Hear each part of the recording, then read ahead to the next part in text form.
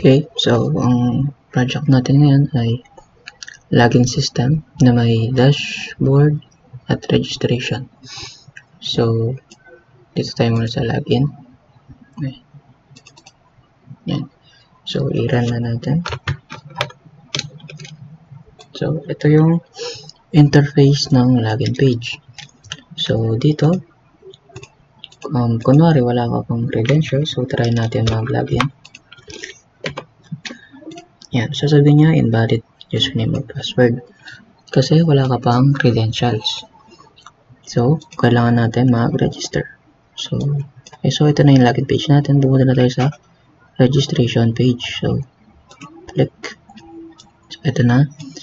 Ito na yung ating registration page. Ayan. So, dito,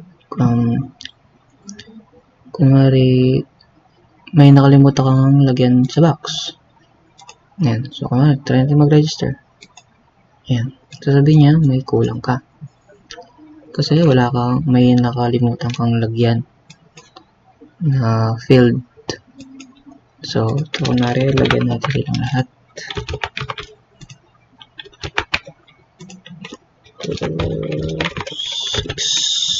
So, kunwari ito, 2024, August 24. Kunwari na lang 2023.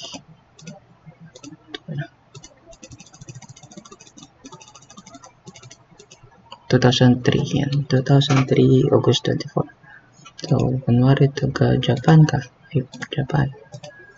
Yan.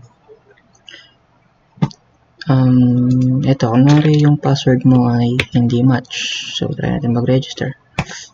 Ayan. Sabi niya, do not match. Try natin i-match. Ayan. So, tama lahat ng nilagay natin. Walang kulang. So, mag-register na tayo. Ayan. So, meron dito message na registration successful. So, tatanungin niya kung gusto mo mag-back sa login page. So, try natin yung yes. So, ito na. Bumalik na tayo sa login page. Yan. Dito na login page. So, yung nilagay natin kanina, try natin ilagay. So, kunwari, try natin mali yung ilagay nating password. Ayan, mali. So, try natin tama naman.